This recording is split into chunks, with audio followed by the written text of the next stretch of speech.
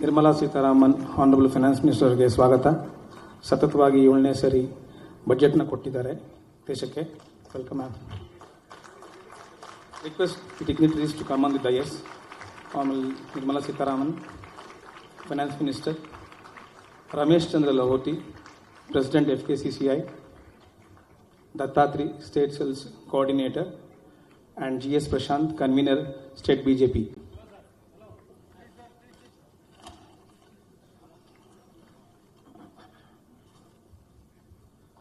I request the dignitaries to take places.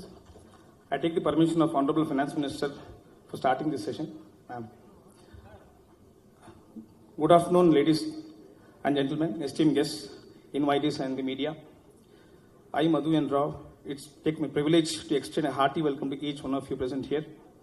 Welcome to all of you for the interactive session with Honorable Finance Minister of India, Srimati Nirmala Sitharaman. We gathered here for an interactive session with Honorable Finance Minister of India, Nirmala Sitharaman, on Union Budget 2024-25.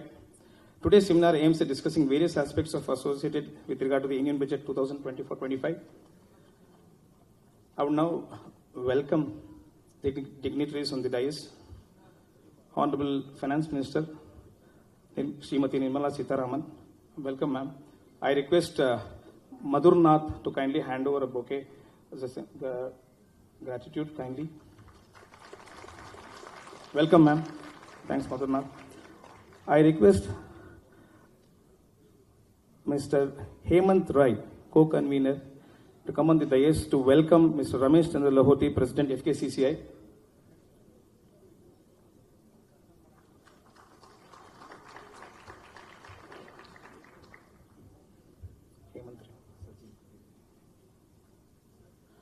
I request Mr. Sachin to kindly come and hand over a bouquet to Ramesh Chandra Lahoti, FKCCI. Welcome, sir. I welcome Dattatri, Bharatiya Janata Party State Cells Coordinator. So welcome, sir. I request Dr. Lakshman H to kindly come and offer a bouquet of gratitude. Welcome, sir.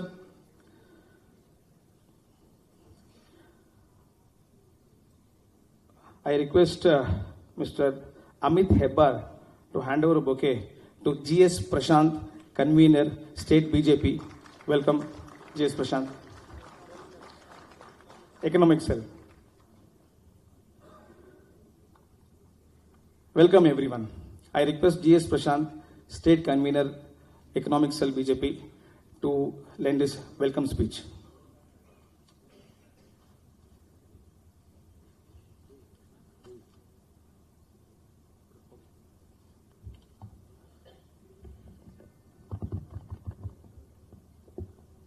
Good afternoon, one and all. It's our custom in the Bharatiya Janata Party to start the proceedings after offering floral tributes to Bharat Mata. So now we take this opportunity. I request Madam Finance Minister to kindly, along with other dignitaries, to do the needful.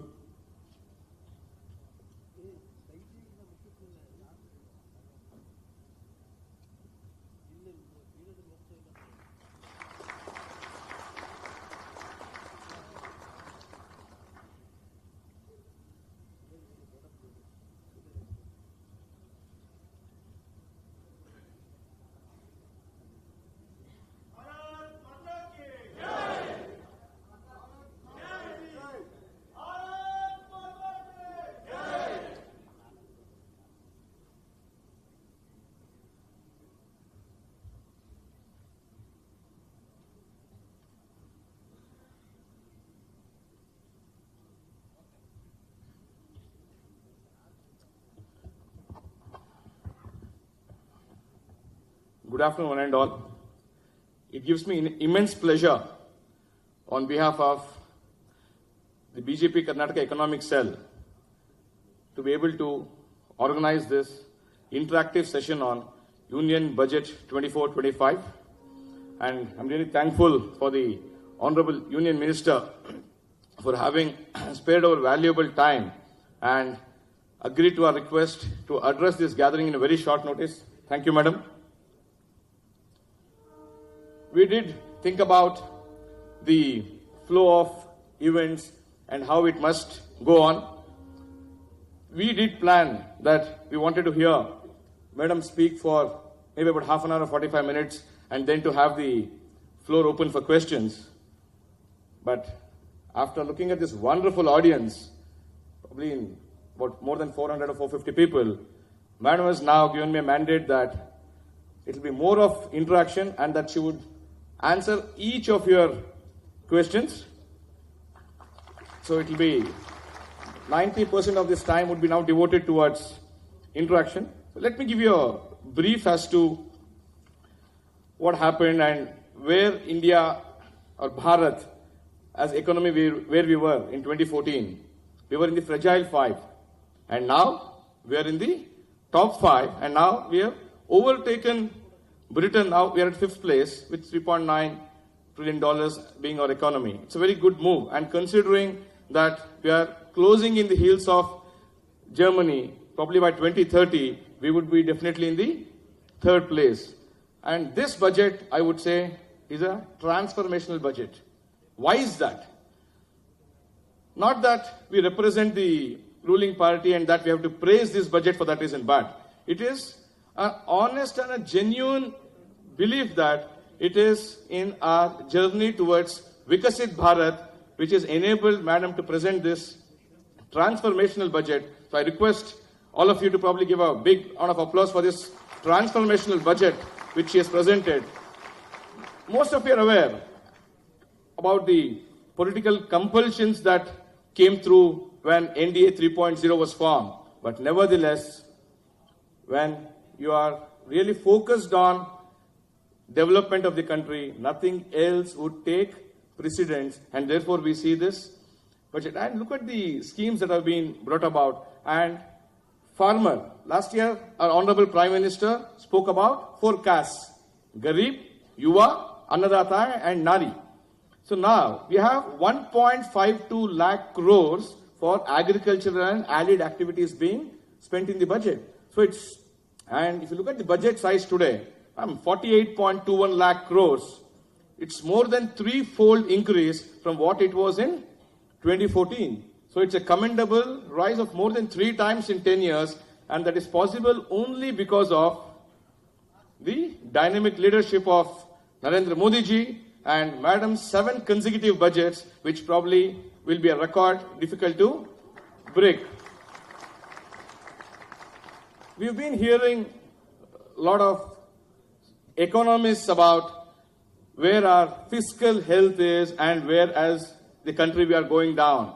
But let me remind you, we are today at 4.9% fiscal deficit, and even in the previous year we had projected 5.8 and ultimately we ended at 5.6.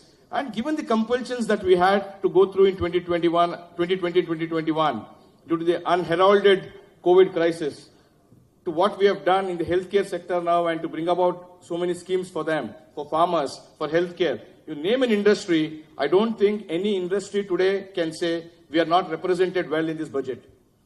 So therefore, it's a transformational budget. I would not take too much of a time. I'll just explain you the procedures as to how we are going to complete it now. After me giving my opening comments, I request Mr. Ramesh Chandra Lahoti to address us for about 5 to 7 minutes, and then we will have the question and answers. Some of the professionals had already sent me certain questions. So what I'll do is, probably after Mr. Lahoti's speech, I would take one question which has already come to me. I will read that out and Madam will answer. And then we will take 1 or 2 from the audience so that there will be larger participation, and people who have already given their questions should not feel that they were not represented enough. So now I request Mr. Lahoti to address us.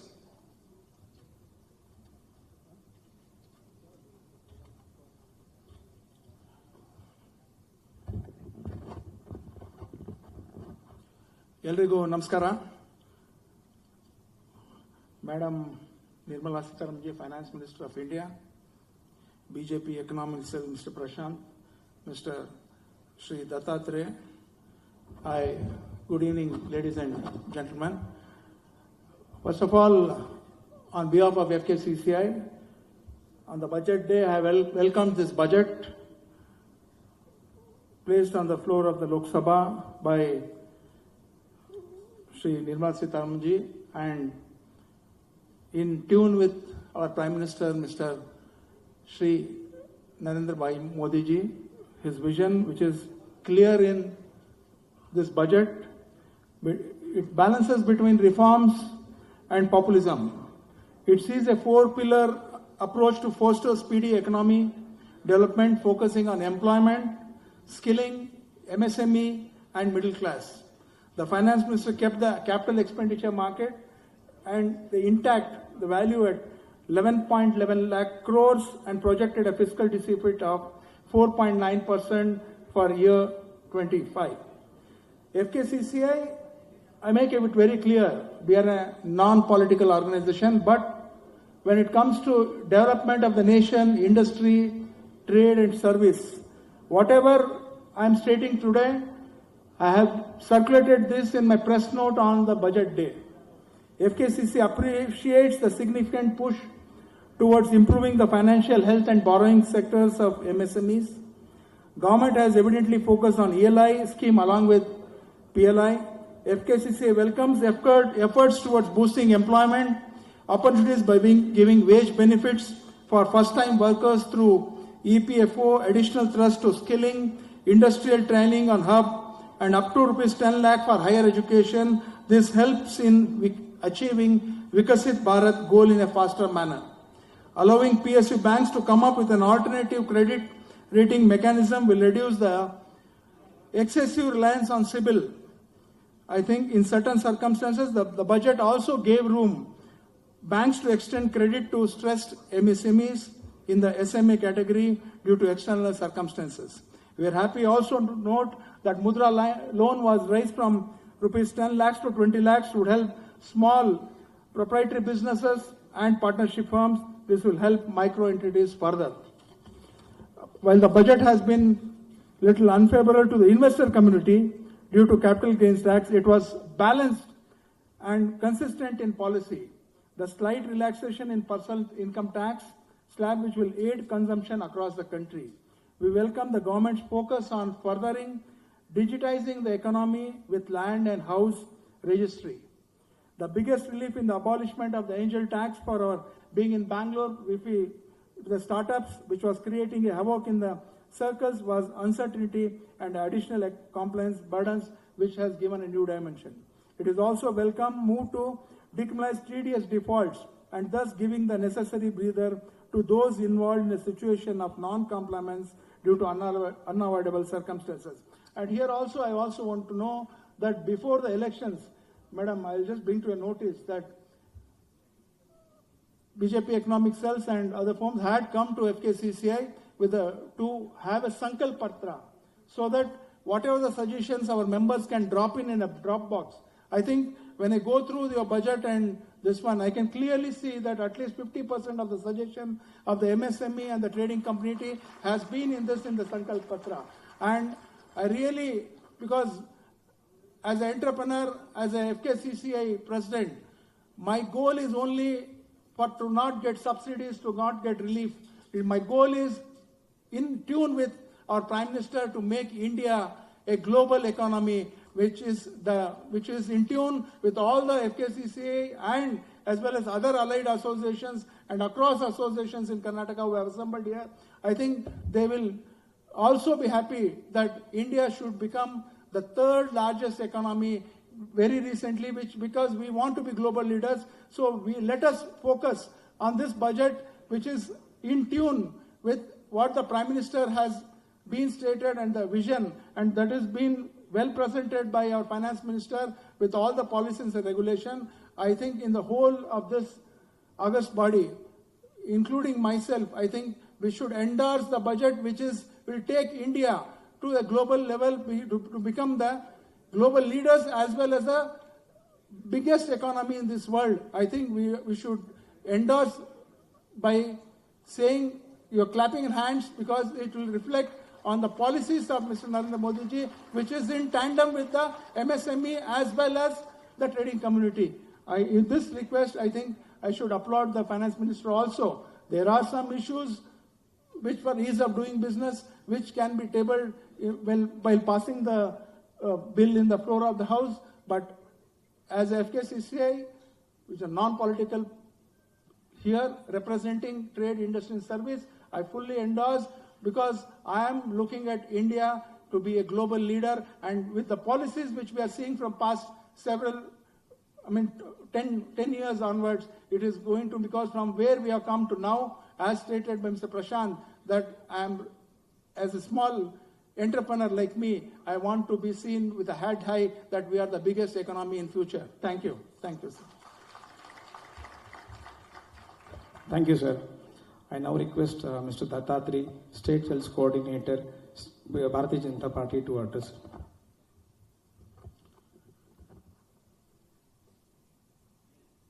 ನಮ್ಮೆಲ್ಲರ ಹೆಮ್ಮೆಯ ನೆಚ್ಚಿನ ಈ ದೇಶದ ಹಣಕಾಸು ಸಚಿವರಾಗಿರ್ತಕ್ಕಂಥ ನಿರ್ಮಲಾ ಸೀತಾರಾಮನ್ಜಿ ಅವರೇ, FKCCIನ ಅಧ್ಯಕ್ಷರಾಗಿರ್ತಕ್ಕಂಥ ಲಹೋಟಿ ಅವರೇ, ನಮ್ಮ economic cell ಬಿಜೆಪಿಯಲ್ಲಿ ಸುಮಾರೊಂದು 25 ವಿವಿಧವಾಗಿರ್ತಕ್ಕಂಥ ಸೆಲ್ಸ್, ಪ್ರಕೋಷ್ಠಗಳು ಅಂತ ನಾವು ಕರಿತೀವಿ. ಆ ರೀತಿ ವೈದ್ಯಕೀಯ ಪ್ರಕೋಷ್ಠ, ಸಹಕಾರ ಪ್ರಕೋಷ್ಠ, ಬೇರೆ ಬೇರೆ ಸೆಕ್ಟರ್ ಆಫ್ ಸೆಕ್ಷನ್ ಇರ್ತಕ್ಕಂಥವ್ರನ್ನ ಬಿಜೆಪಿ ಜೊತೆಗೆ ಬ್ರಿಡ್ಜ್ ಮಾಡೋಕ್ಕೋಸ್ಕರ ಇದೊಂದು ವ್ಯವಸ್ಥೆ ವಿಶೇಷವಾಗಿರ್ತಕ್ಕಂಥದ್ದು ದೇಶದಲ್ಲಿ ನಡೀತಾ ಇದೆ. ಆ ರೀತಿಯ ಆರ್ಥಿಕ ಪ್ರಕೋಷ್ಠದ ಸಂಚಾಲಕರು ಹಾಗೂ ಖ್ಯಾತ ಚಾರ್ಟರ್ಡ್ ಅಕೌಂಟೆಂಟ್ ಆಗಿರ್ತಕ್ಕಂಥ ಪ್ರಶಾಂತ್ ಅವರೇ, ಈ ಒಂದು ಇಂಟ್ರಾಕ್ಟ್ ಸೆಷನ್ನಿಗೆ ಬೇರೆ ಬೇರೆ ಕ್ಷೇತ್ರಗಳಿಂದ, ಆಯ್ದ ಕ್ಷೇತ್ರಗಳಿಂದ ನಾವು ವಿಶೇಷವಾಗಿ ಯಾರ್ಯಾರು ಬರಬೇಕು ಅಂತ ಹೇಳ್ಬಿಟ್ಟು ಯೋಚನೆ ಮಾಡಿ ನಿಮ್ಗೆಲ್ಲ ನಾವು ಕೊಟ್ಟಿದ್ದೀವಿ. ಅದು ಕಲೆ ಮತ್ತು ಸಾಂಸ್ಕೃತಿಕ ಕ್ಷೇತ್ರದಿಂದ ನಮ್ಮ ಸಿನಿಮಾ ನಿರ್ದೇಶಕರುಗಳು, ರಂಗಕರ್ಮಿಗಳು ಬಂದಿದ್ದಾರೆ, ಹಾಗೆ ಹಣಕಾಸು ಕ್ಷೇತ್ರದಿಂದ ಬಂದಿದ್ದಾರೆ, FKCCIಯಿಂದ ಬಂದಿದ್ದಾರೆ, ಕಾಶಿಯಾದಿಂದ ಬಂದಿದ್ದಾರೆ. ಹೀಗೆ ಬೇರೆ ಬೇರೆ ಹೇಳ್ತಾ ಹೋದ್ರೆ ಸಾಕಷ್ಟು ಎಲ್ಲ ಕ್ಷೇತ್ರದಿಂದ ನೀವೆಲ್ಲ ಬಂದಿದ್ದೀರಿ. ಇದಿಷ್ಟನ್ನು ಬರ್ತಾ ನಾನು ಮೇಡಮ್ಗೆ ವಿವರಿಸಿದ್ವಿ. ಮೇಡಮ್ ನನಗೊಂದು ಪ್ರಶ್ನೆ ಕೇಳಿದ್ರು, ಅಲ್ಲಪ್ಪ ಬಜೆಟ್ನ ನೋಡಿ ನನಗಿನ್ನಂತನೂ ಅವರೆಲ್ಲ ವೆಲ್ವರ್ಸ್ ಆಗಿರ್ತಾರೆ, ನಾನು ಮತ್ತು ಬಜೆಟ್ ಬಗ್ಗೆ ಹೊಸದಾಗಿ ಹೇಳಕ್ ಹೋದ್ರೆ ಅವ್ರಿಗೆ ಬೇಜಾರಾಗಲ್ವಾ ಅಂತ ಕೇಳಿದ್ರು. ನಮ್ಮ ಪ್ಲಾನ್ ಅಲ್ಲಿ ಇದ್ದಿದ್ದೇನು ಅಂದ್ರೆ, ನಮ್ದು ಇನಾಗ್ರೇಷನ್ ಆದ ತಕ್ಷಣ Sitharamji has to spoke for 30 minutes about the budget ಅಂತ ನಮ್ದು ಪ್ಲಾನಿಂಗ್ ಇತ್ತು. 30 to 45 minutes ಇತ್ತು. This is the visionary thought. ಹೇಗೆ ಯೋಚನೆ ಮಾಡ್ತಾರೆ ಅನ್ನಕ್ಕೆ ನಿರ್ಮಲಾ ಸೀತಾರಾಮ್ಜಿ ಹೇಳಿದ್ರು, no, I will never spoke. ನನಗಿನ್ನ ಅವ್ರು ಹೆಚ್ಚಿಗೆ ತಿಳ್ಕೊಂಡ್ಬಿಟ್ಟಿರ್ತಾರೆ. We will give times for their interaction, their clarification. This session should be for them only ಅಂತ ತೀರ್ಮಾನ ಮಾಡಿ ಇವತ್ತು ಅವ್ರು ಹೇಳಿದ್ರು, ನಾನು ಮಾತಾಡಲ್ಲ, ನೀವೇ ಮಾತಾಡಬೇಕು ಅಂತ ಹೇಳಿರ್ತಕ್ಕಂಥದ್ದು ಮಾಡಿರೋದು. ಹಾಗಾಗಿ ನಮ್ಮೆಲ್ಲರ ಹೆಮ್ಮೆ, ಭಾರತ ದೇಶದಂತ ಇಂಥ ಒಂದು ದೊಡ್ಡ ಎಕಾನಮಿ, ವಿಶ್ವದ ದೊಡ್ಡ ಪ್ರಜಾಪ್ರಭುತ್ವದ ಎಕಾನಮಿಯನ್ನ ಕಳೆದ 7 ವರ್ಷಗಳಿಂದ ಸತತವಾಗಿ ಬಜೆಟ್ನ ಮಂಡನೆ ಮಾಡ್ತಾ, ಈ ಬಾರಿ ಒಂದು ಸ್ಪಷ್ಟವಾದ ಕಲ್ಪನೆಯೊಂದಿಗೆ ಬಜೆಟ್ನ ಕೊಟ್ಟಿದ್ದಾರೆ. ಚುನಾವಣೆಯ ಮುಂದೆ ಪ್ರಧಾನಿಯವರು ಹೇಳಿದ್ರು, ಸಂಕಲ್ಪ ಪತ್ರ ಅಂತ ಹೇಳ್ಬಿಟ್ಟು ಜನಗಳ ಪಾರ್ಟಿಸಿಪೇಟ್ರಿ, ಈ ಸಲಿಯ ಬಜೆಟ್ನ, ಈ ಸಲಿಯ ಚುನಾವಣೆಯ ಪ್ರಣಾಳಿಕೆ ನಂದಲ್ಲ, ಜನಗಳದು ಅಂತ ಹೇಳಿದ್ರು. So they made A plan. ಎಲ್ಲರ ಹತ್ರಕ್ಕೂ ಬಂದು ಸಂಕಲ್ಪ ಪತ್ರ ಅಂತ ಹೇಳ್ಬಿಟ್ಟು ನಿಮ್ಮ ಅಭಿಪ್ರಾಯ ತಗೊಳ್ಳುವಂಥದ್ದು ಮಾಡಿದ್ವಿ. ನಾವು ಕೂಡ ಮಾಡಿದ್ವಿ. ಇಲ್ಲಿ ನಾವು FKCCIಗೆ ಹೋಗಿದ್ವಿ, ಬೇರೆ ಬೇರೆ ಕಡೆಗೆಲ್ಲ ಪಬ್ಲಿಕ್ ಪ್ಲೇಸ್ ಅಲ್ಲಿ ನಾವು ಸಂಕಲ್ಪ ಪತ್ರ ಅಭಿಪ್ರಾಯಗಳು ಕಳಿಸಿದ್ವಿ. ಆ ಅಭಿಪ್ರಾಯಗಳನ್ನ ಕ್ರೋಢೀಕರಿಸಿ ಆ ಜನಗಳ ಭಾವನೆಗೆ ಪೂರಕವಾಗಿರ್ತಕ್ಕಂಥ ಏನು ಯೋಚನೆ ಇದೆಯಲ್ಲ, ನಮ್ಮ ಭಾರತ ವಿಕಸಿತ ಭಾರತ ಆಗಬೇಕು, 2027ರ ಹೊತ್ತಿಗೆ ನಮ್ಮ ದೇಶ ಡೆವಲಪ್ಡ್ ಕಂಟ್ರಿ ಆಗಬೇಕು, ಅಭಿವೃದ್ಧಿ ಹೊಂದಿದ ದೇಶ ಆಗಬೇಕು ಅನ್ನೋ ಯೋಚನೆ ಇಟ್ಕೊಂಡು ಸಂಕಲ್ಪ ಪತ್ರ ಮಾಡಿದ್ರಲ್ಲ, ಆ ಅಭಿವೃದ್ಧಿ ಹೊಂದಿದ ಸಂಕಲ್ಪ ಪತ್ರದ ಚಿತ್ತದತ್ತ ಈ ಬಜೆಟ್ ಅಂತ ಕೊಟ್ಟಂತ ಕೀರ್ತಿ ಸೀತಾರಾಮ್ ಅವ್ರಿಗಿದೆ ಅಂತ ಅತ್ಯಂತ ಹೆಮ್ಮೆಯಿಂದ ಹೇಳಿಸ್ತಾ, ದಯಮಾಡಿ ಅವರು ಅದನ್ನೇ ಪ್ರಸ್ತಾಪ ಮಾಡಿ, let give the time more to them. ಹಾಗಾಗಿ ಈ ಒಂದು ವಿಶೇಷವಾಗಿರ್ತಕ್ಕಂಥ ಪ್ರಶ್ನೆ, ಕರ್ನಾಟಕದಲ್ಲಿ ವಿಶೇಷವಾಗಿ ಒಂದು ದೊಡ್ಡ ಚರ್ಚೆ ನಡೀತಾ ಇದೆ. ಏನ್ ಕೊಟ್ರು ಕರ್ನಾಟಕಕ್ಕೆ, ಏನ್ ಕೊಟ್ರು? ವಿಶೇಷವಾಗಿ they are all targeting our madam. ಇಲ್ಲಿಂದ ಗೆದ್ದು ಹೋಗಿದ್ದಾರೆ, ಅವ್ರು ನಮ್ಗೇನ್ ಕೊಟ್ರು ಅಂತ ಕೇಳ್ತಾರೆ. ಏನ್ ಕೊಟ್ರು ಅನ್ನೋ ಉತ್ತರನ್ನು ಕೊಡೋಕ್ಕೋಸ್ಕರ ಅವರು ಬಂದಿದ್ದಾರೆ. ಹಾಗಾಗಿ ತಾವೆಲ್ಲರೂ ಕೂಡ ನಿಸ್ಸಂಕೋಚವಾಗಿ ಇದಕ್ಕೆ ಸಂಬಂಧಪಟ್ಟಂತ ಬೇರೆ ಬೇರೆ ಕ್ಷೇತ್ರದಿಂದ ತಾವೆಲ್ಲ ಬಂದಿದ್ದೀರಿ. ತಮ್ಮ ಕ್ಲಾರಿಫಿಕೇಶನ್ ಅನುಮಾನಗಳನ್ನ ಕೇಳಕ್ಕೆ ಟೈಮ್ ಕೊಟ್ಟಿದ್ದಾರೆ. ತಾವೆಲ್ಲರೂ ಇದರೊಳಗೆ ಭಾಗವಹಿಸೋದಕ್ಕೆ ಬಂದಿದ್ದಕ್ಕೆ ಮತ್ತೊಮ್ಮೆ ತಮಗೆ ತುಂಬು ಧನ್ಯವಾದ ಅರ್ಪಿಸಿ ನನ್ನ ಮಾತುಗಳನ್ನು ಮುಗಿಸ್ತೀನಿ. ಎಲ್ಲರೂ ನಮಸ್ಕಾರಗಳು. I request Mr. G.S. Prashant to take over the proceedings.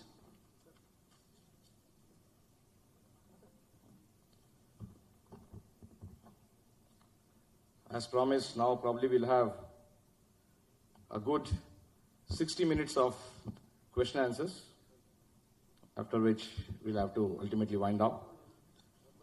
I would take, one question has already come. I'll take two from the audience after Madam answers the first question here. Madam, the first question is like this.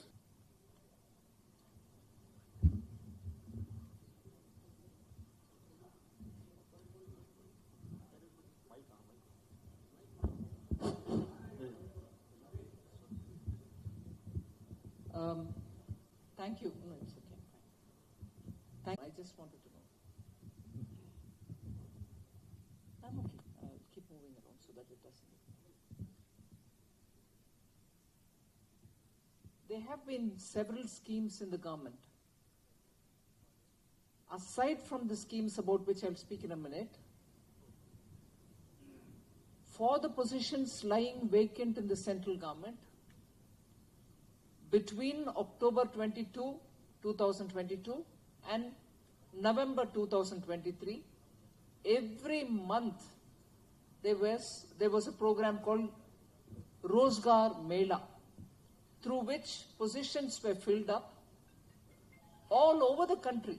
In every state, at least 2 places ministers used to go, and appointment letters were given. Prime Minister addressed the meeting. So in that process, jobs were created or jobs were filled for those vacant positions in the government. That was a very big, almost on a mission-like mode, the government gave jobs. Besides that, you have rural employment schemes, not the Mahatma Gandhi Rural Employment Guarantee Scheme. That's actually not an employment scheme, it's more of a dole-giving scheme. Many rural employment opportunities were created through those particular schemes which operated in all the states. Over and above that, you also had support extended to the SHGs, from where they could set up small units with somewhat money given by the government at concessional rates, so that they could set up their own little business in the areas in which they operate, largely rural areas. And over and above this, again, all the schemes such as PM Swanidhi, which helped all the street vendors to run their own business or expand, PM Mudra scheme, which was given for small businesses, and the loans which were given at concessional rates to MSMEs, were all aimed at creating self-employment opportunities. So jobs in the government, even if they were limited, were filled. There are few more which will get filled. But various schemes, some for rural areas, some for urban, were continuously run through various schemes. So yes, there are schemes which took care of jobs before. We'll take 2 questions from the audience now. Mike. Yes, sir, the gentleman over there, please. Naveen, I'll make.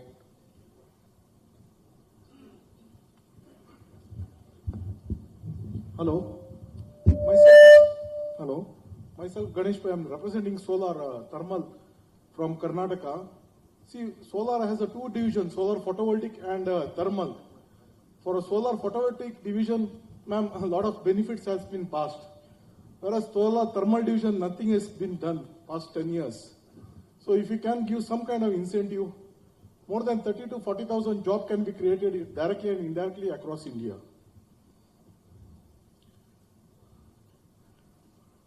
All right, you've given a suggestion, that's fine. One more question, sir, you had something?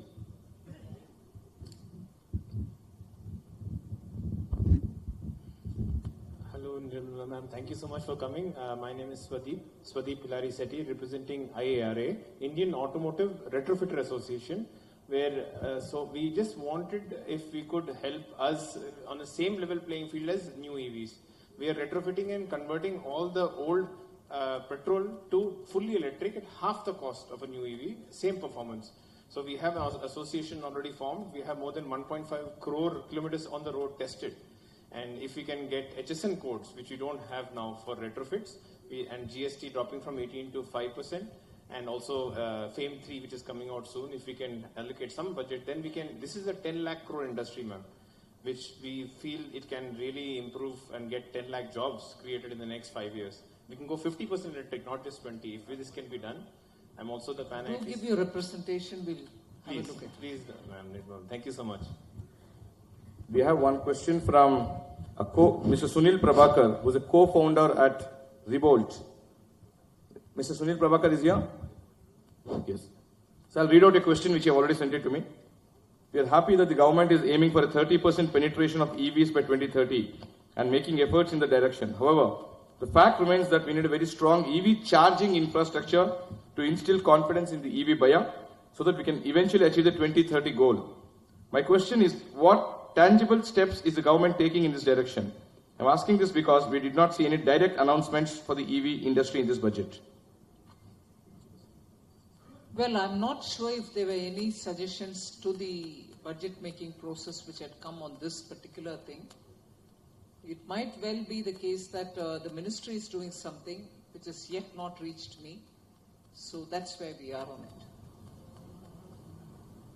it. We have one question from Mr. Sampath Raman, who's here, who's the past president of FKCC and Associam.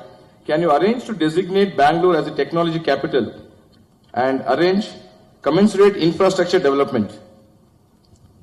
So, You've given a suggestion. I'll take it up and give it to the respective ministers. I think one question for the ladies, I think we need to, Madam is there and somebody should stand up. Yes, please. Mike. Hello, ma'am.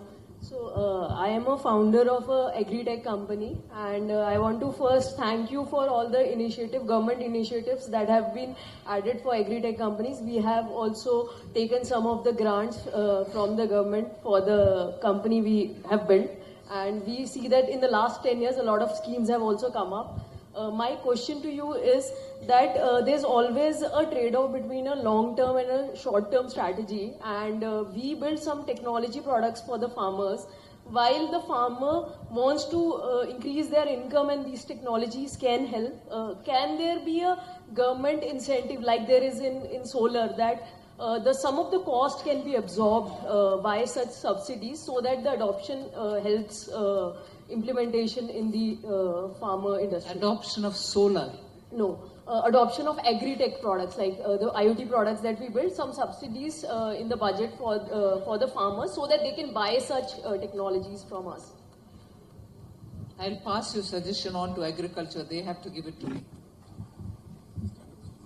Madam, good afternoon, sir. Sir, I'll come to you, sir. I think we need to give chance to somebody who's there right behind. Sir, yes, sir.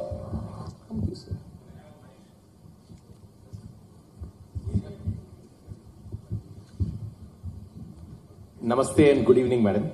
I am Subhash Chandra. I run a family business. I am from Sangeeta Mobiles Private Limited. We have 800 stores across 7 states, headquartered at Karnataka. We have 5,500 employees working. These are not for the... I'm facing some problems with regards to... In fact, I was eagerly looking forward to GST because VAT was very cumbersome. So I'm happy with the GST. But I have a problem. When we have more than 50 people working in finance and everything is up, very well, bookkeeping happens beautifully. But when we have bought something from a supplier, for whatever reason, if that supplier went bankrupt, if he did not, after filing his returns, if he did not pay the GST, now that has become an issue on me, and the input GST has been reversed, and I have been penalized and interest, and it's about 30 lakh rupees. So I would request your comments on that. GST Council is discussing this. Yes, sir. So I'll come to you, sir. We have one from FKCCI. I'll come back to FKCCI in a while. Fine, we'll come to that, sir. Industry bodies. Yes, sir. There's a lady with the mic in her hand. Why doesn't she speak? धन्यवाद Nirmala ji. First of all, Namaste Vandaniya Nirmala Sitaraman ji. I'm Chetna here. I'm a small-time financial advisor. I have a small question. It may be very childish. Your taxation from 15 lakhs to 50 lakhs is at 30%. There's a huge gap between 15 lakhs to 50 lakhs. People who earn almost 15 lakhs struggle to pay the EMIs, everything, and the whole load of the freebies which have been doled out in every state falls on those people also, on us completely, whereas our percentage is very, very low. So this is my humble request, especially on the long-term capital gain tax. Yes, we are very happy that you've increased the gap from 1 lakh to 1.25. But at the same time, आपने एक हाथ से लिया, एक हाथ से छीन लिया, 12.5%. Oh, wait a minute. Because from the many things that you've added into your question, I'm not able to pick and choose, but one line I can understand.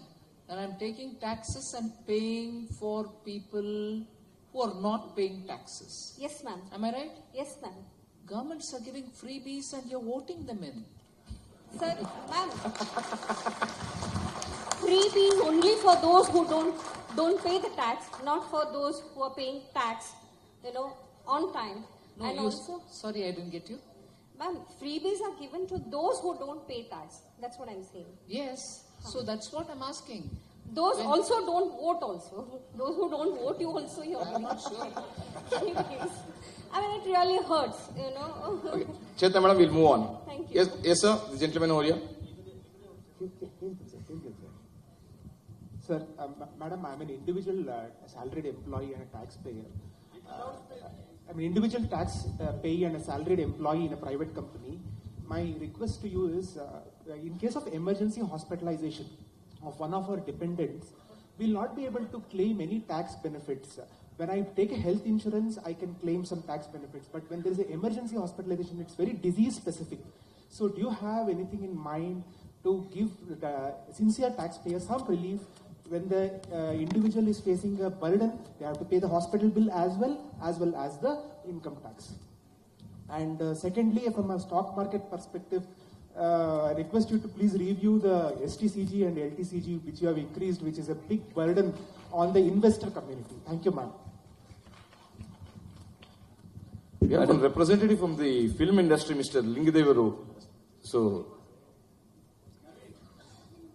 Madam, can I go ahead? No, sir, just wait.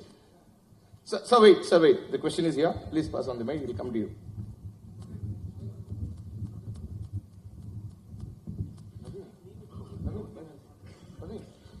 Thank you, madam. I am Lingadevaru from Kannada film industry. I am a film director. And I wanted to know what is there for film fraternity in 2024 budget. And one first question. And there are welfare schemes for art and culture field. And film industry is not considered under art and culture. So I request you to film industry to consider under art and culture for welfare schemes. Yes, sir. And I didn't answer for what is there for a film fraternity in 2044 budget. I didn't see anything for a film fraternity. It wasn't part of my speech. Yes, sir.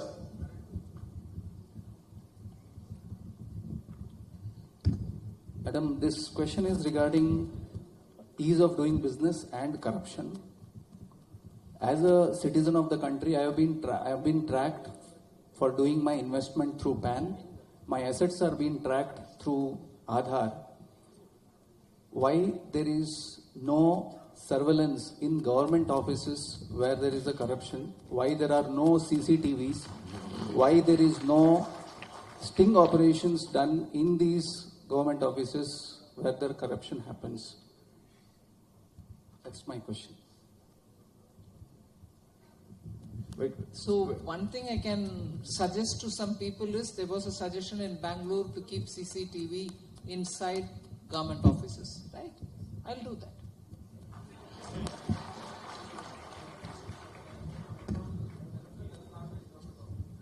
Sir, please, we'll take it. You know, somebody from Kasi has been waiting for too long. We'll take it here. Madam, good afternoon. I am Suresh Sagar, representing Karnataka State Small Scale Industry Association as the General Secretary. Madam, at the very outset, you brought two cheerful things. One is that 3 lakh crore fund allocation for the women and brought down the gold price also. Thank you. So, by the way, Madam, we represent this micro, small and medium, but we are giving more thrust on micro and small. Here we don't come under many of them. Like even there is a factory which less than 10 people, employed less than 10, some of them 15. We don't come under like even PF Act also, many of the micro industries.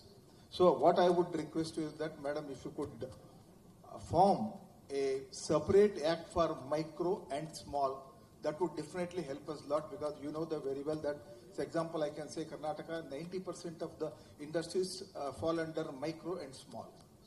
So this is my request, ma'am. And 43B, we don't know the status of it, since there's no mention in the budget. And this, apart from 43BH, I think, madam. I think he's referring to 43BH. If I'm... No, that's okay. There was no mention in the budget. Yes. So. Yeah, yes, madam. And another thing, madam, the cement also, it comes under GST, but 28% there's a tax on cement, which is a very essential in the construction industries. And this CIBIL, this credit scoring, madam, we are referring only a foreign company. You know very well that CIBIL belongs to a TransUnion of American company. And many other 2-3 scoring agencies are there, like Experian and Highmark and all this. But they don't belong to they don't belong to India at all. So I would request you to form a credit scoring agency, either by the Government of India or the Reserve Bank of India, so that we'll have our own. Why another fellow should maintain our Indian borrowers' data? This is my request, ma'am. And apart from that, this capital gains for the borrower. Sir, I think we'll keep it short. We have to give opportunity to hundreds of people there. Okay. Anyway, I wanted to thank Madam for the Mudra loan, brought it to the 20 lakhs from 10 lakhs. Thank you, Madam. Thank you very much. And setting up the park of 12 industrial park, we also appreciate that. And at the same time, rate of interest for the MSME should be brought down. This is another request, because the cost is going very high. We are unable to compete in the market. This is the one. And reintroduction of the CLSS, Capital Linked Subsidy Scheme, which was there earlier. Now it is not there, madam. So I would request you to reintroduce that CLSS, Capital Linked Subsidy Scheme. So thank you, sir. Sir, please. Thank you. Madam, please. Good evening. Good evening, ma'am. It's an honor to be here. It's an honor to be able to speak with you. I just have 2 questions. As a student of economics and someone who's about to enter the formal economy, how should we as fresh graduates assess our role and our future and the role that we can play in the economy moving forward? And also, can we as a country ever be able to spend... Would you mind going a bit slower? Sorry. Just a little exciting. What should we as fresh graduates, how do we assess our future role in the economy? How can we integrate our own life journey and our goals with the economy's goals as well? I also have a second question. First, I thought it had 4 in it already. Also, can we as a country ever be able to spend 6% of our GDP on education? Just 2 questions. First one is rather too personal. So each one of us will have to go through our experiences. So I may not be able to guide on that. I mean, even if there are people who can guide, I may not be the best person to do that. But the second question loses out, or it probably presumes that what the central government spends on education is all that is spent on education as a whole in the country. You should look at each of the state governments which are spending also on education. So the figure may not be the 6 that you're talking about, but it'll reach closer to some good number. And that keeps growing. So, and I also don't know whether 6% is the best number to arrive. It can be 7, it can be 9. So as the need grows and as the absorption capacity grows, more money is spent. It's not as if I should not reach 6, nor is it that I give 6 today, everybody will be in a position to absorb it. So it depends on various factors. We'll give chance to some last ventures there because we're not hearing. Yes, very happy evening. My name is Harish R. I represent Kannada Film Chamber of Commerce. Here Mr. Krishna Goda is the president here. Madam, earlier for regional language it was 100% tax free. After the introduction of the GST, it has become very challenging for the film creative minds, madam. Regarding this, I request you to see to it that we require once again 100% tax free, madam, for local language. 1 minute. GST probably has nothing to do with entertainment tax, which is within the state. No, that's not, madam. Because of that introduction, now we are paying how much? I think 18% we are paying, madam. For the tax. It is entirely with the state. No, that's not state, madam. Because of the introduction of GST, this impact has happened. Sir, I'll do one thing. You please forward a representation to me. Sure. We will send it across. No. Wait a minute. One nimsha. Sir, excuse me. Sir, please. No, please.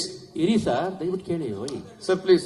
ಇರಿ sir, ಈಗ ಯಾಕೆ ಅಷ್ಟು ಮಾಡ್ತಿದ್ರಿ sir? ಮುಂಚೆ Kannada film ಇಂಡಸ್ಟ್ರಿಗೆ 100% tax free ಇತ್ತು. ಆಗ Kannada industry ತುಂಬಾ ಚೆನ್ನಾಗಿತ್ತು. ಈಗ ಇಂಡಸ್ಟ್ರಿ ತುಂಬಾ ಕೆಡದಾಗಿದೆ. ಹಾಗಾಗಿ 18% GST ಇರ್ತಕ್ಕಂಥದನ್ನ ಲೋಕಲ್ ಲ್ಯಾಂಗ್ವೇಜ್ ಇರ್ತಕ್ಕಂಥ ಕನ್ನಡ ಚಿತ್ರಗಳಿಗೆ ರಿಬೇಟ್ ಕೊಟ್ಟರೆ ಅಟ್ಲೀಸ್ಟ್ ಕನ್ನಡ ಸಿನಿಮಾ ಇಂಡಸ್ಟ್ರಿ ಉದ್ಧಾರ ಆಗುತ್ತೆ. It is my request. All over India ಇದೆ ಅಂತ ನಮಗೆ ಗೊತ್ತಿದೆ. ಆದ್ರೆ ನಿಮ್ಮ ಹತ್ರ ರಿಕ್ವೆಸ್ಟ್ ಮಾಡ್ಕೊತಾ ಇರೋದು ಇದನ್ನ. ಇಂಡಸ್ಟ್ರಿ ಟ್ಯಾಕ್ಸ್ ಫ್ರೀ ಇದೆ, ದಯವಿಟ್ಟು ಅದು ರಿಬೇಟ್ ಕೊಡಿ ಅಂತ ಕೇಳ್ತಿದೀವಿ. You're saying industry is tax free? Right? Now can somebody please translate everything that was said just now? I think you are talking about.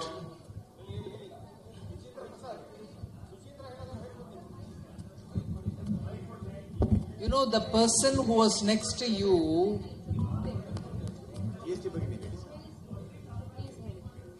No, 1 minute. Sir, one nimsha.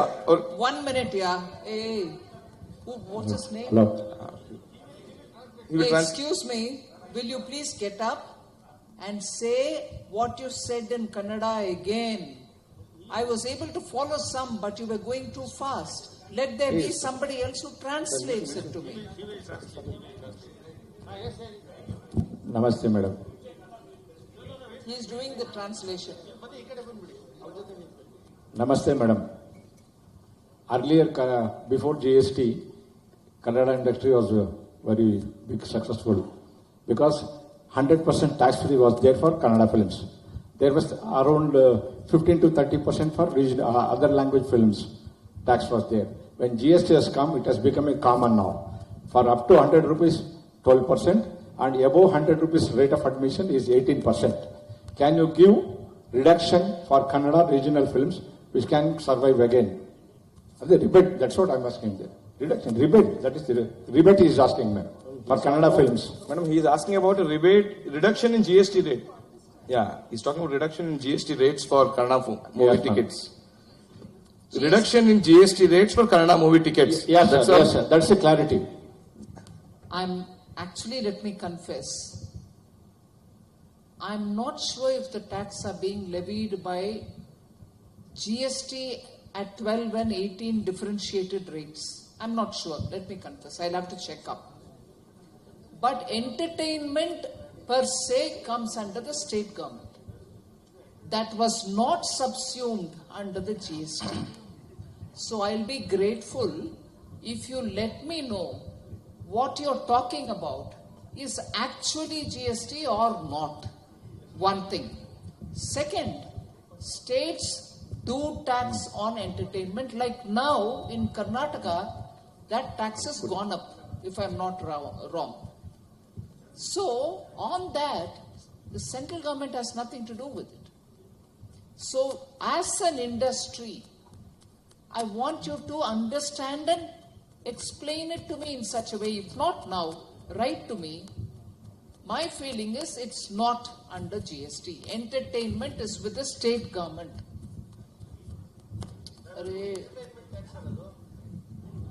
Sir, can I? If you know and if you're clear, your Kannada is not understood by the other person. Nor can I understand.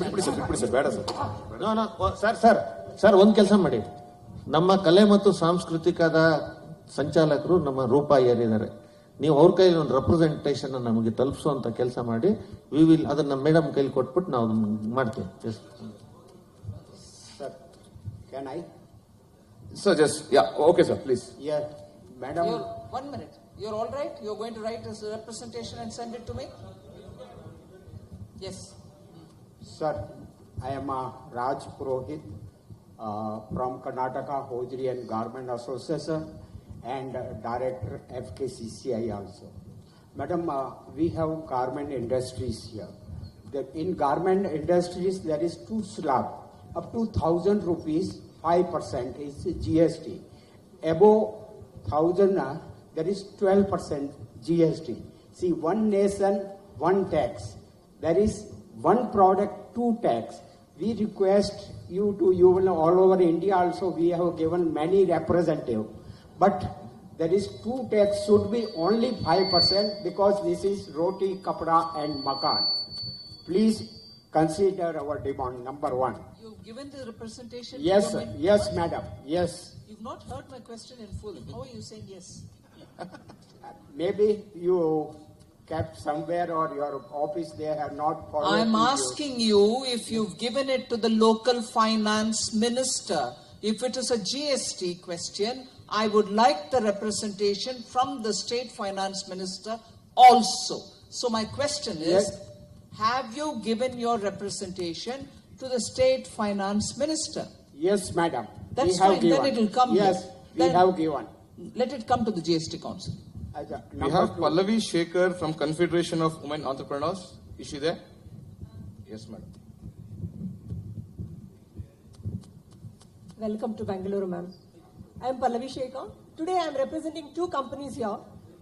2 organizations here. One is COVE, that is Confederation of Women Entrepreneurs, and other one is Global Infrastructure Business Community, which is construction industry business community.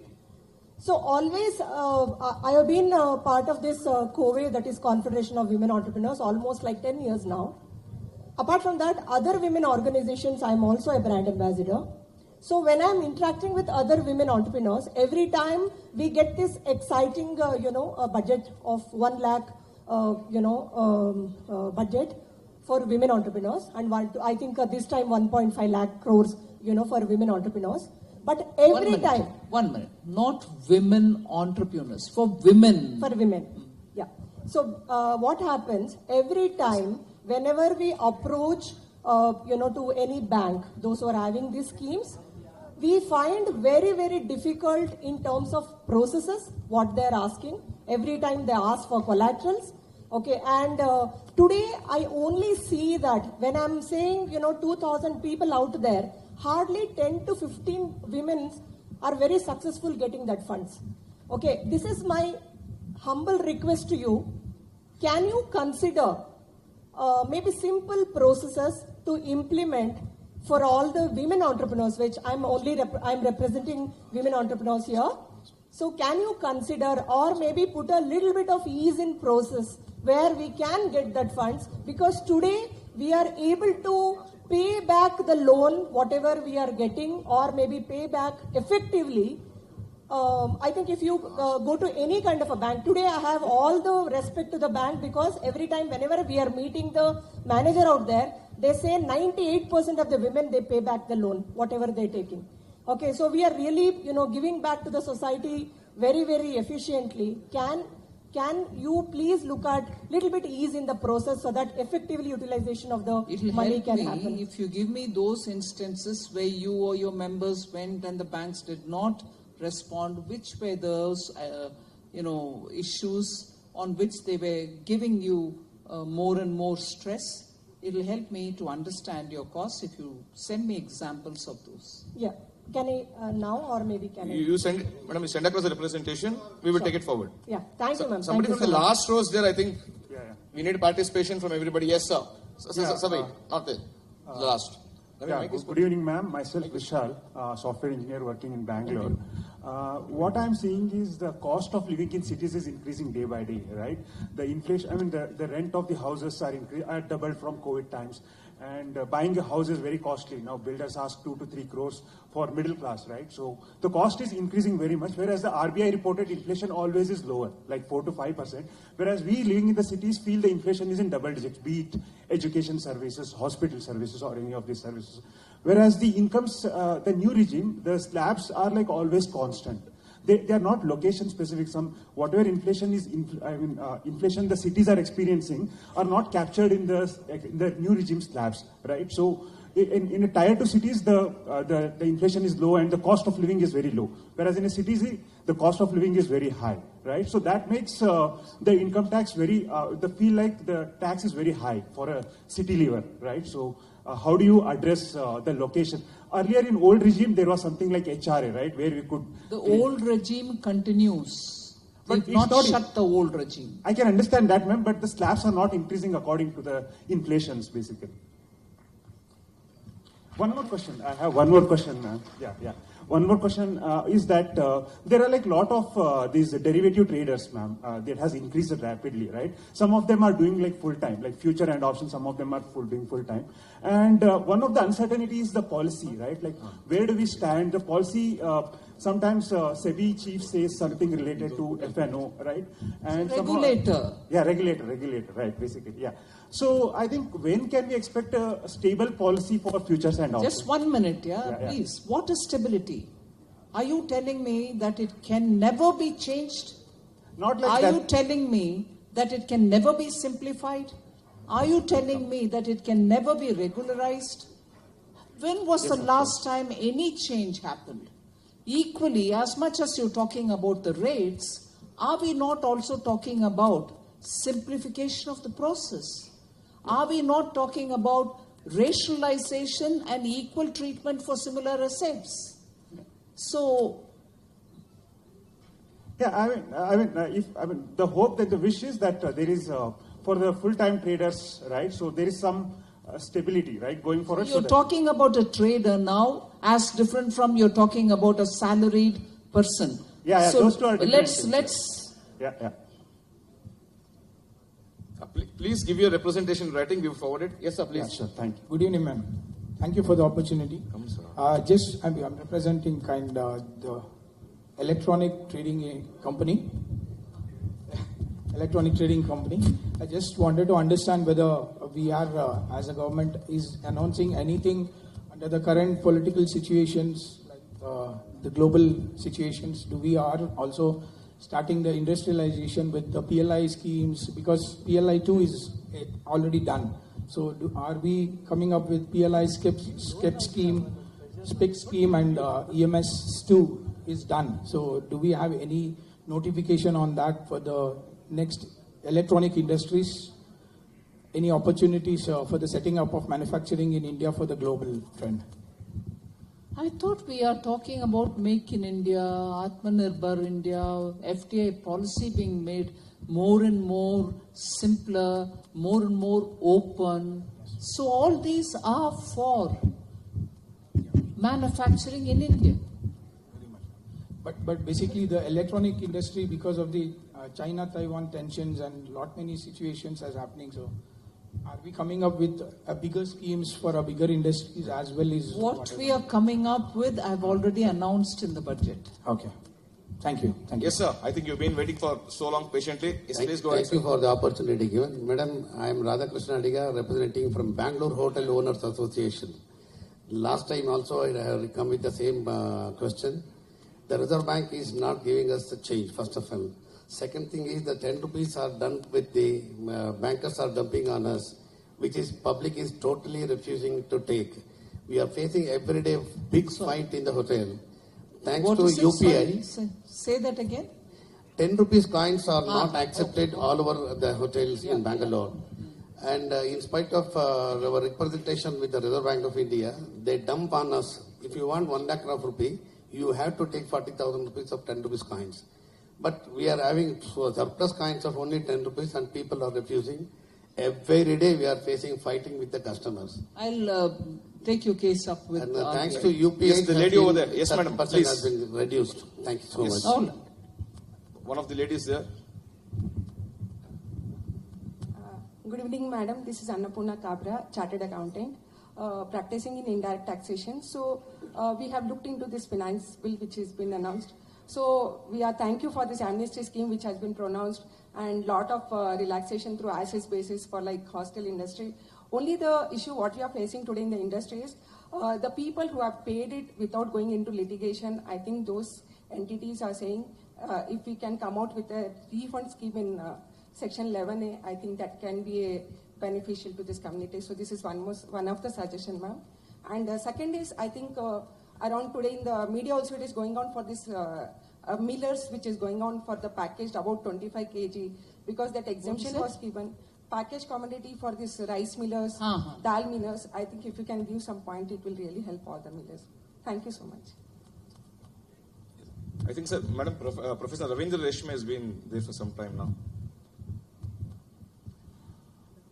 Namaste, madam. Don't you think guarantee card politics of Karnataka, Khatakat 8,600 economics of Uttar Pradesh, are they not affront to established practices, principles and ethics of economics as well as political management of public funds?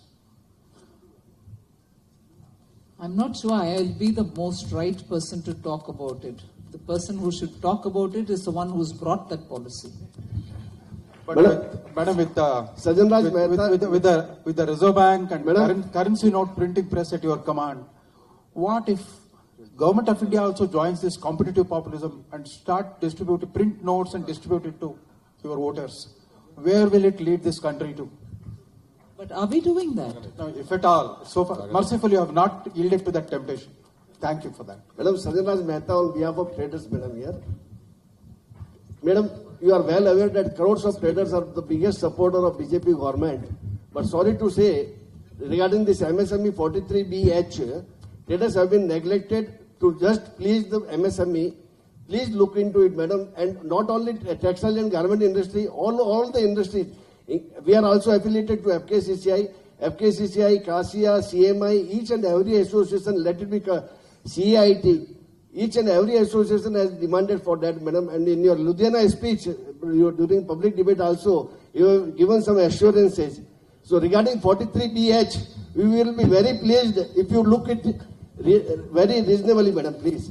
No, what is it that I have to do? 43BH, see, only MSME people are getting the benefit of 45 days payment, while we, the traders, are the biggest sufferers.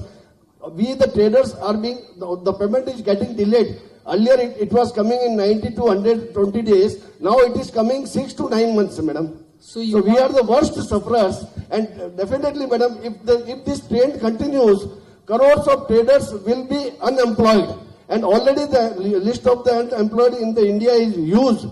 And if it continues, definitely it will be more, madam. Please have a reasonable view, madam. Will you allow me to understand the issue? Can I ask you a few things? Yeah, please. You also want to be covered under the 45 days rule? Yeah, 100%. I'll pass this on to the ministry concerned, because for traders... If traders also pass it, definitely we will accept it, madam. I'll pass it on to the Department of Industrial Policy and Internal Trade. I'll pass it on to them. Thank you, madam. Thank you. Madam, we have somebody from Solar Thermal Federation of India. Yes, sir. Good evening, madam. I am Suraj Kumar. I am the president for Karnataka Renewable Energy Manufacturing System Association. Madam, presently for solar rooftop program, the 75,000 crores are keeping for solar photovoltaic. But solar water heater is a part of the solar rooftop also. It saves 40% of electricity of each household. And each one solar water heater saves 1.5 ton of CO2. And reducing our carbon footprints and also net zero activity. But the renewable energy policy, it is totally neglected of solar water heater. But I would like to give one suggestion, madam. Karnataka state, we are... Let me understand this. It excludes solar water heaters. Is that what you're saying? Yes, madam. In solar rooftop program, solar water heater is regulated and not included in the renewable energy policy. That is one thing. But solar water heater,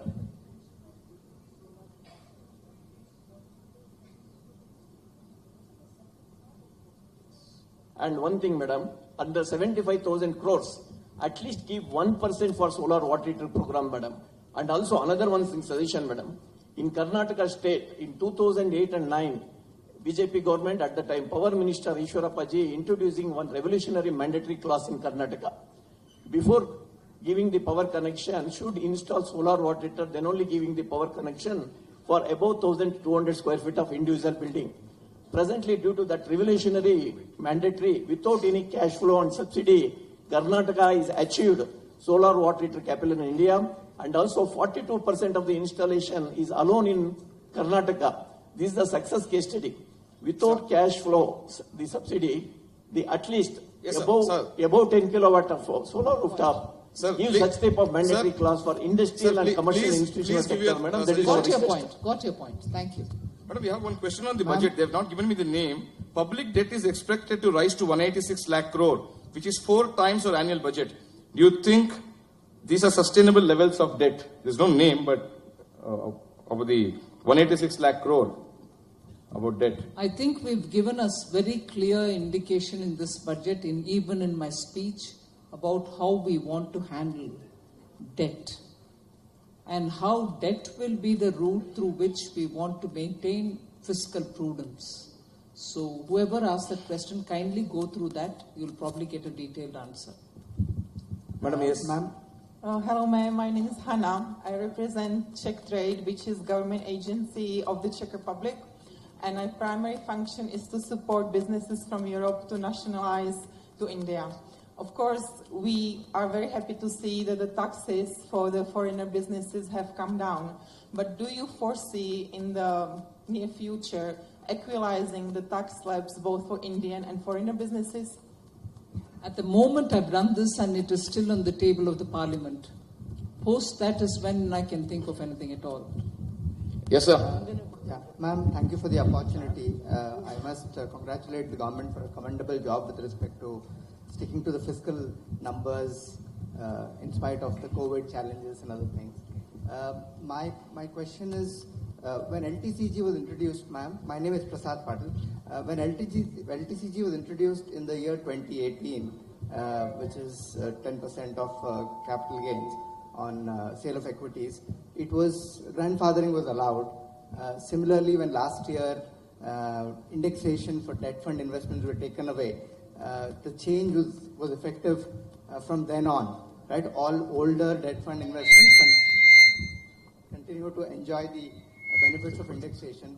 Similarly, can we look at an allowance of allowing indexation for real estate investments up until 2024, ma'am?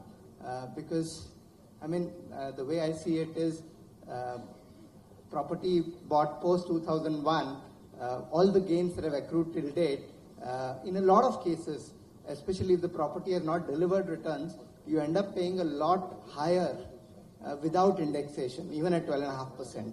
So if you could please look into this one.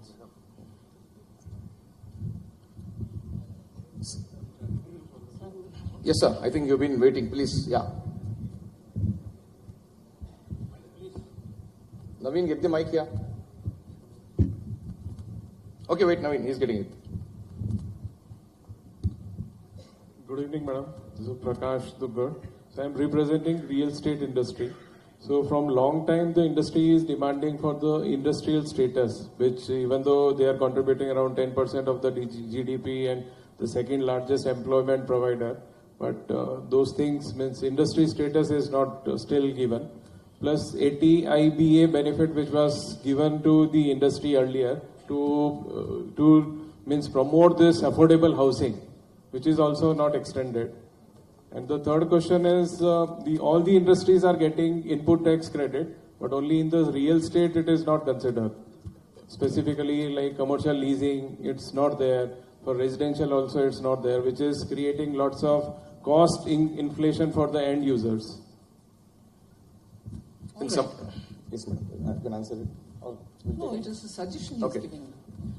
Yes, sir. I think This is my question, why it was not considered. Yes, sir, please get up. Yeah. No, Yes. if it is a question on the real estate, the third question that you asked, there was a lot of consultation done with real estate people, and because of their suggestions saying, all right, we understand, it was brought to where it is today.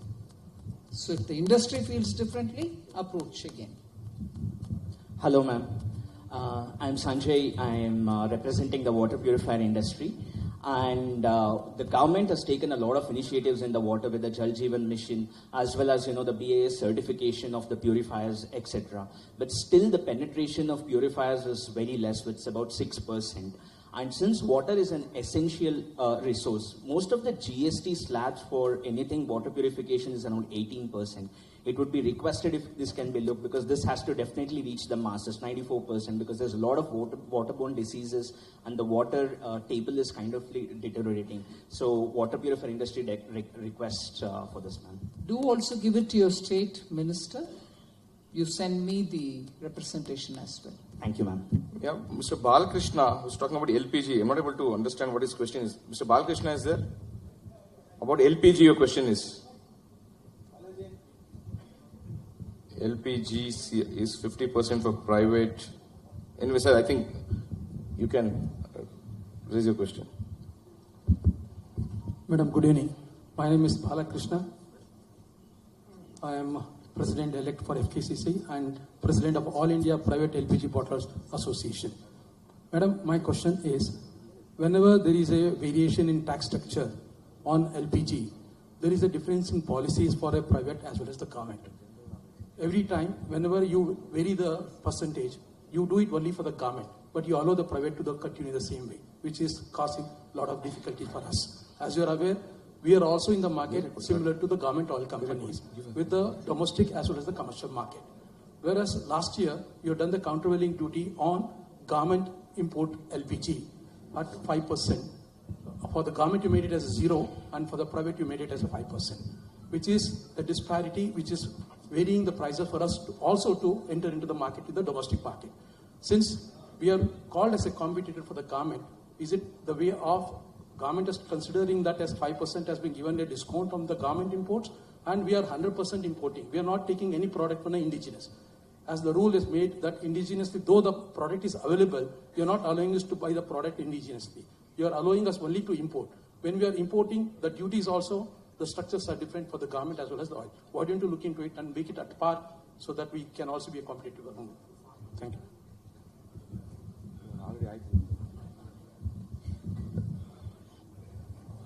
Somebody from the last. Yes, sir, please.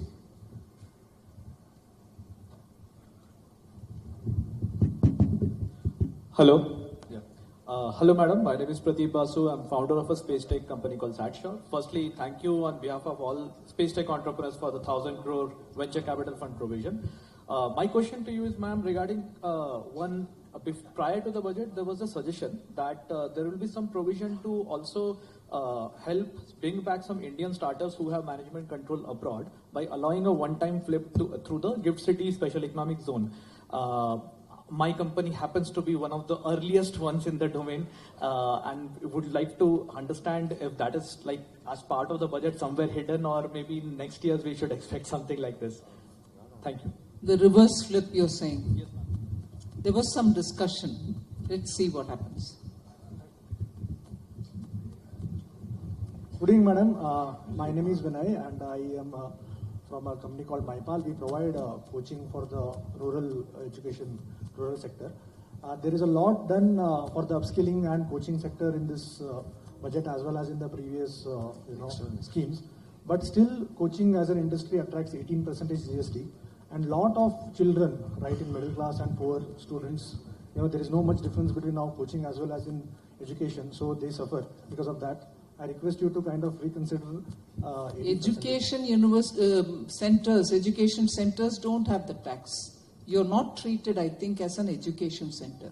Right. You're a coaching center. But there is hardly no difference much between. I understand. But the philosophy behind it is you are not an education center.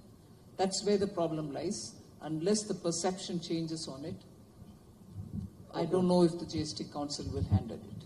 We have Chandrasekhar, a farmer here. Okay, thank you. Mr. Chandrasekhar, who is a farmer. Yes, please go on. Hi, madam. Namaskar. So, I'm Chandrasekhar. I'm qualified company secretary. I'm a farmer's son, ma'am. So, whenever I go in my native, so the banker will give loan on the basis of the stamp duty of our land. So, when we consider our land stamp duty, it will be 50,000, ma'am. So, when I check with the NLLM scheme, that is National Livestock Mission is there, no? So, when I check with that scheme will be for 25 lakh, 50 lakh, 75 lakh, 1 crore. So when we go for a bankers, they were telling, when we go for NLLM scheme, they will tell that at least 25% from the bankers loan.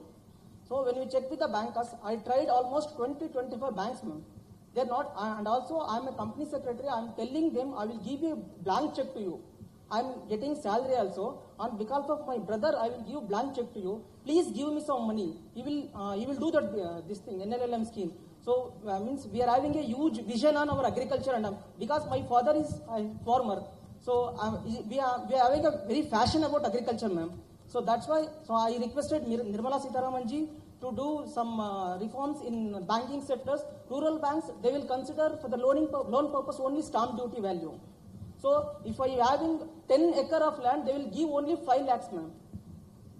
So if you consider for that, increase the stamp value of agriculture land, or so tell the bankers to give the loans for the farmers.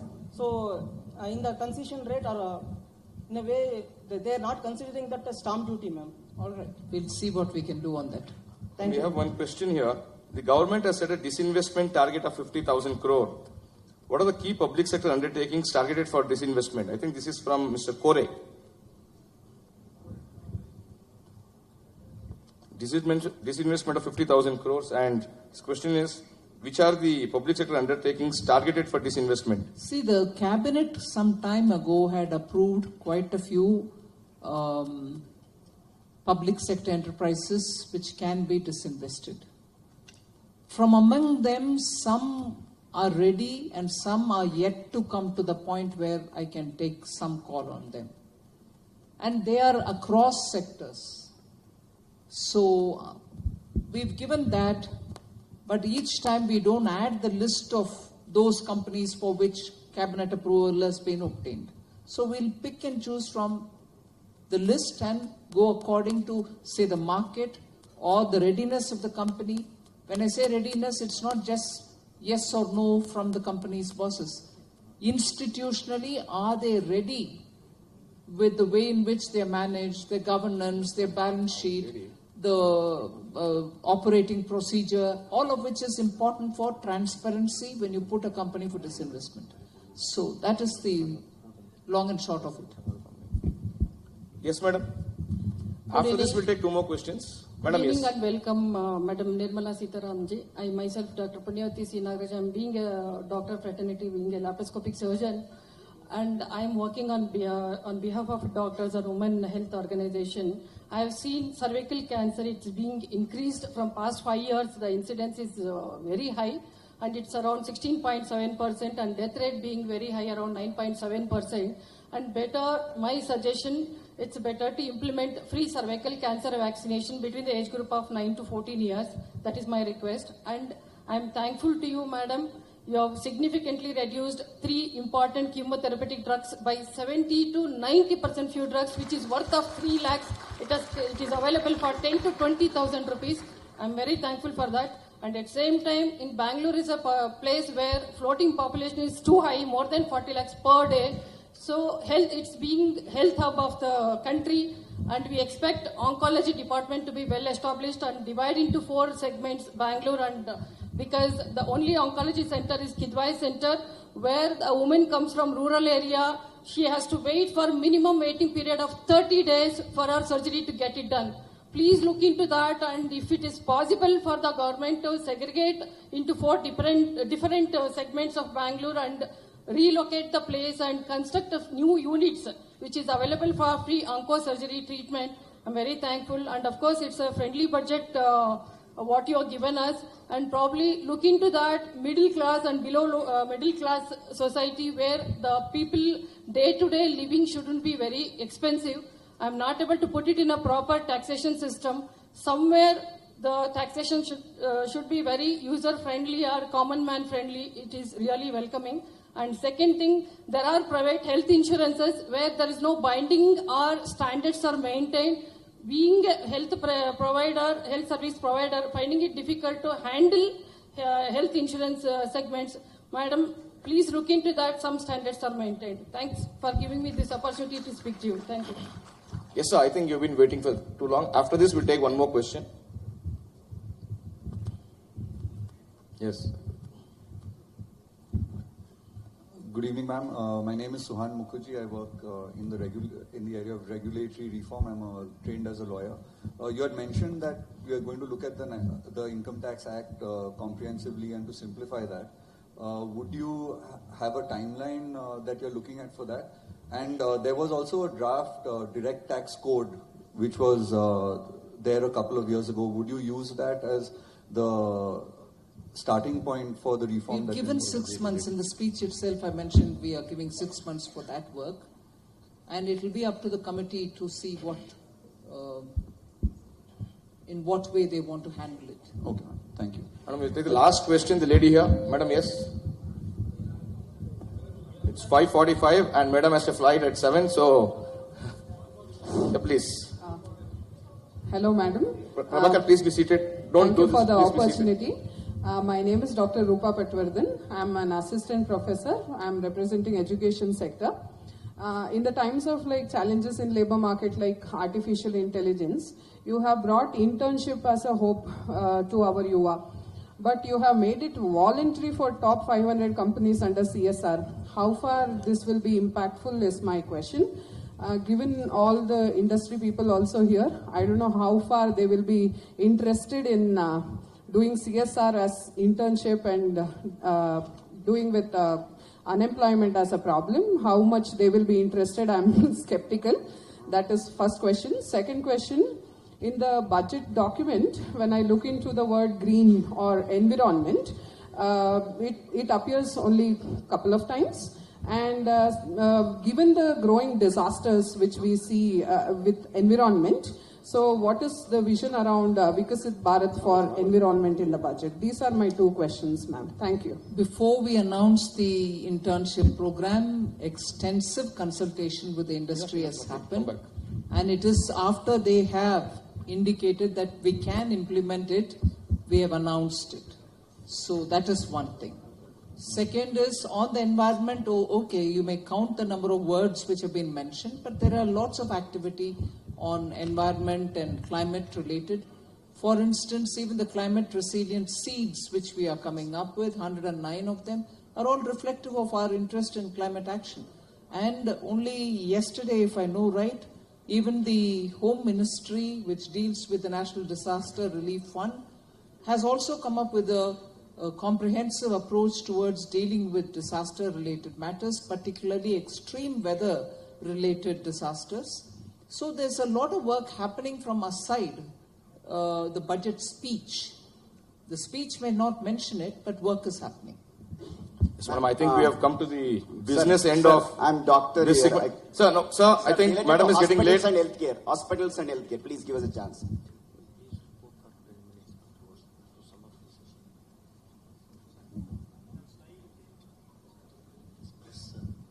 Yeah. Ma'am, namaste. Myself, no, sir, I think Yatish. madam is getting late. Of Private Hospitals and Nursing Homes Association. Ma'am, the only request here is every industry has been considered small scale hospitals and nursing homes need to be looked at because a lot of equipments are get imported. The import taxes are on the higher side, whereas we won't get the benefit of. I'm Dr. Yatish. I represent as the president of Private Hospitals Association. Particularly, my concern is I'm expressing this on smaller hospitals which are routine nursing homes which are closer to the community, and they are the one they are providing the day-to-day care. The issue what I'm bringing across is there's an investment about 8 to 10 crores investment is happening, but thing is the shelf life of depreciation and pacing up with the update of technology, it is becoming difficult for smaller sector of hospitals. Keeping the tier 2, tier 3 development also in mind, what we can do for small size hospital is something need to be thought of, ma'am. Thing is, we all look for at least about 2.5% of the GDP to be on the spend on the healthcare. Yeah, but health comes both under center and state. What the center can do, I'll be quite happy to take the representation from you and have the health ministry work through it. But beyond that, whatever the state has to do also, the state simultaneously will have to work. I'll be quite happy to take your representation and have a look So at please send it across. Thank you, ma'am. One more point. Sir, enough. Particularly Sir, the geriatric age group for the insurance, ma'am. That is something like, Sir, you I have taken think, it up. I think, sir, this is not fair. That is something need to Sir, be addressed, ma'am. Thank you. Your questions will be addressed by Madam. You sent us a representation. I think Madam has been very patient. She has given 60 minutes of uninterrupted time and answered so many questions. It has not happened for so many meetings that so many questions were answered. We should not have prepared questions. Everything was impromptu questions. And I think we need to give her a big round of applause to our Union Finance Minister, Srimati Nirmala Sitharaman ji, for having taken out her time and having spent her valuable time and answered most of her questions. I understand most of her questions, but we left unattended. Please send your questions to the economic cell. We would forward it through proper channel and ensure that we'll get the responses. Thank you. Thank you one and all. We request all the delegates to please be seated. Please be seated. Please be seated. Please, it's a request. The delegates are not requested to get up from the seat. Please be seated. Thank you, everyone. Mr. Hemant Rai, who is the co-convener of the Bharatiya Janata Party Economic Cell, will tender his vote of thanks. Kindly be seated, sir. Thank you.